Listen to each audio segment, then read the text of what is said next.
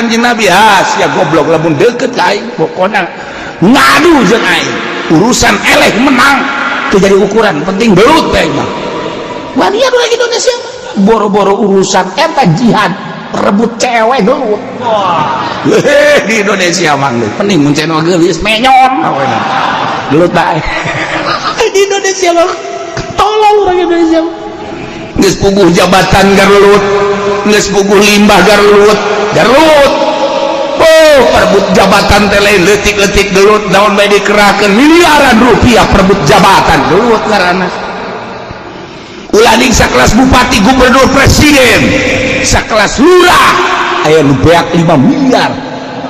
bebeunanganna mah wallahu alam bisawab eta teh mah gelut ngaranna nu kos kita gede teuing lah meureunana lurah mah RT masih gelut ribut RT kita kos gitu ribut di urang teh ribut limbah mah geus puguh limbah pabrik golok sing harutet golok eta teh ribut tuh kos kitu ngaranna masyaallah awewe diributkeun deui bae cewek tuh komo agama di urang di Indonesia teh wawanena gede jasa mana gedena teu puguh permasalahan anak bom bunuh diri geus aya jegung